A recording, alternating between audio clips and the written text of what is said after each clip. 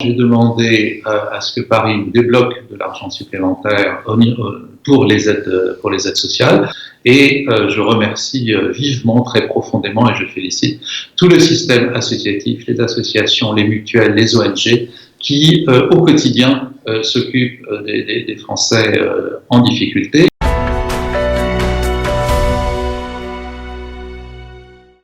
Alors nous sommes ensemble sur Studio Qualité avec Olivier Granilic parce que nous avions envie de faire le point avec vous sur la situation de nos compatriotes en Israël, les Français qui se trouvent en Israël, qui veulent peut-être rentrer en France. Comment ça s'organise ? Oui, le retour des Français a commencé. Il y a à peu près 800 Français qui sont rentrés. Maintenant, nous avons assez peu de demandes. Et on est de l'ordre de 4-5 demandes par jour.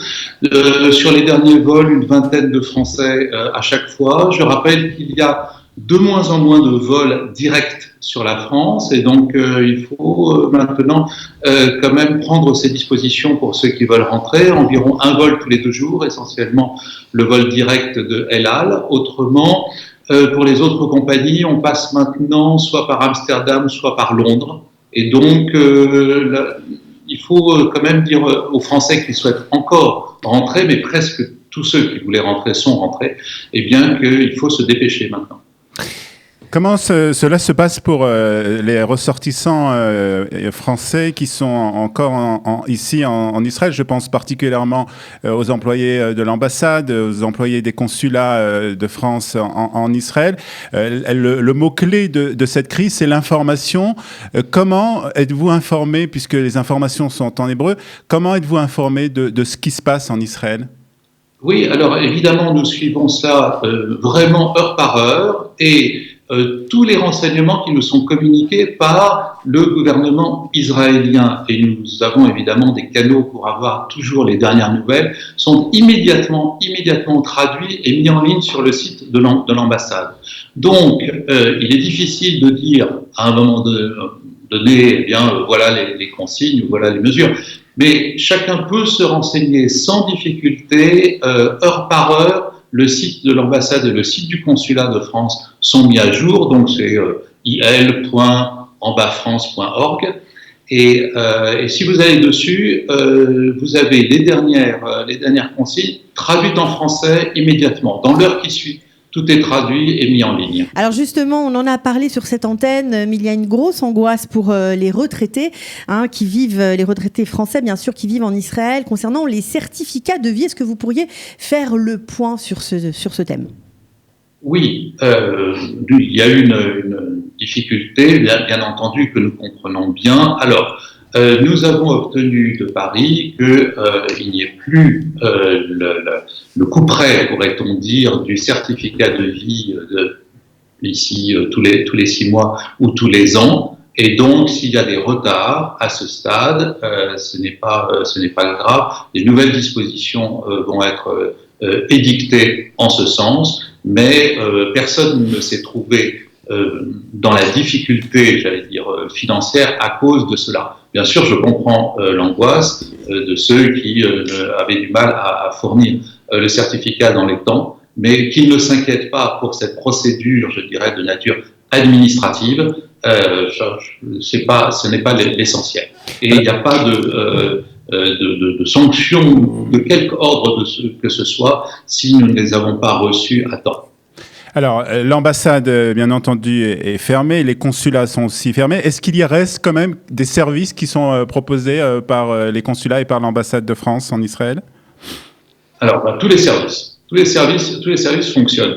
Simplement, pour des raisons de confinement, nous avons mis un maximum de nos employés en télétravail et nous nous réunissons tous les jours sur des plateformes web qui sont dédiées à cela. Donc moi, quand je suis revenu il y a 15 jours, parce que j'ai eu 15 jours de quarantaine à mon retour de Paris, bien sûr, j'ai mis en place la cellule d'urgence. Elle se réunit tous les jours. Tout à l'heure, à 11h, je fais ma réunion de service et j'ai 30 personnes autour de la table, pourrait-on dire, sauf que chacun est soit dans son bureau, soit chez lui. Merci. Et ça fonctionne assez bien. Les services en ligne du consulat fonctionnent et globalement, on peut dire qu'il y a très peu de services qui ne sont pas assurés aujourd'hui. En tout cas, tous les services essentiels sont assurés. En revanche, au niveau de l'Institut français, c'est vrai que évidemment les activités culturelles, tout ça et toutes les rencontres ont dû être annulées, mais nous maintenons les cours en ligne et l'enseignement en ligne, par exemple, ce qui est une nouvelle manière d'enseigner, comme vous le savez. Voilà, de nouvelles habitudes à prendre, mais une ambassade et un consulat qui fonctionne, de même que Business France et l'Institut français, mais entièrement en ligne. Alors, une dernière question, monsieur l'ambassadeur. On sait bien sûr que l'ambassade, le consulat a parfois des aides sociales pour certaines familles, pour certains ressortissants français qui seraient en difficulté. Aujourd'hui, on sait très bien que, vu qu'il n'y a plus de travail, que les gens sont confinés, certaines familles traversent des crises assez difficiles, il faut bien le dire, des situations compliquées. Est-ce qu'il y a de l'argent prévu pour eux ? Oui, alors, d'abord, c'est vrai que pour beaucoup de personnes et de familles, la situation devient de plus en plus tendue, voire déjà très, très difficile. Nous avons beaucoup d'appels en ce sens. Donc, évidemment, j'ai demandé à ce que Paris nous débloque de l'argent supplémentaire pour les aides sociales. Je pense que j'aurai les réponses la semaine prochaine, mais d'ici là, bien entendu, pour certains, il faut faire vite, il y a des urgences. Et je remercie vivement, très profondément, et je félicite tout le système associatif, les associations, les mutuelles, les ONG, qui au quotidien s'occupent des Français en difficulté. Il y a des difficultés économiques, et celles-là, on va faire un maximum pour pouvoir les régler, en liaison d'ailleurs aussi avec le gouvernement israélien. Et puis il y a des difficultés psychologiques qui sont très grandes, et nous ouvrons la semaine prochaine, lundi, elle sera opérationnelle, une nouvelle cellule psychologique avec une dizaine de psychologues bénévoles de la communauté française qui vont pouvoir répondre à toutes les questions que se posent certaines personnes. Il y a des personnes isolées, c'est très difficile pour elles, et j'en appelle vraiment à la solidarité de la communauté française et francophone pour qu'on ne laisse personne seul, et il faut prendre des nouvelles, il faut faire tous les petits gestes qui font que les gens ne se sentent pas isolés. Donc, des difficultés actuellement de tous ordres, et nous mettons en place le plus possible les dispositifs qu'il faut. Et d'un point de vue strictement économique, nous saurons la semaine prochaine si et combien nous allons recevoir d'argent pour les aides sociales supplémentaires. Et en attendant, et même pendant, nous avons en place un système formidable, je dois dire, au niveau de la communauté française, et je félicite et je remercie tous ceux qui prennent leur part et sont pleinement engagés pour aider les autres dans cette épreuve. Alors juste pour terminer, monsieur l'ambassadeur, comment vous avez vécu ce confinement et qu'est-ce que vous allez faire dans les jours à venir ? Est-ce que vous repartez en France ? Est-ce que vous restez avec nous ? Non, je reste maintenant. Et, alors, sur le confinement lui-même et la quarantaine, alors, moi j'ai la chance d'être relié depuis la résidence par tout un système crypté d'ordinateurs, de tout ce que vous voulez, de chiffres.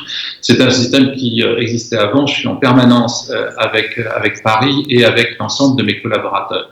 Donc, ce qui est intéressant, entre guillemets, c'est qu'en 15 jours, on a pu réorganiser au fond le travail de l'ambassade et prendre des procédures, j'allais presque dire des rituels qui nous permettent de travailler au quotidien. Et donc ça a été une période qui était, comme pour tout le monde, un peu pénible, parce que quand on ne peut pas sortir de chez soi, et je ne suis pas sorti parce que je vais quand même un peu montrer l'exemplarité des agents de l'ambassade, on a pu en fait travailler à la réorganisation. Donc la cellule de crise qui peut travailler H24, 7 jours sur 7, et puis les statuts des différents agents, et puis s'occuper de tous les Français qui voulaient rentrer, faire passer les messages principaux sur le confinement. Et j'insiste encore, je sais bien la difficulté pour les uns et les autres, mais il faut que la communauté française et francophone soit exemplaire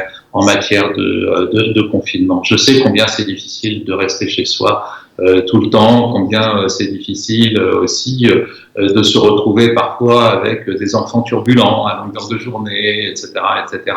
Mais il faut tenir plus les consignes gouvernementales seront respectées, plus nous sortirons tous ensemble, solidairement et collectivement de cette crise. Très bien, merci beaucoup, monsieur l'ambassadeur, de cet entretien que vous nous avez accordé ce matin.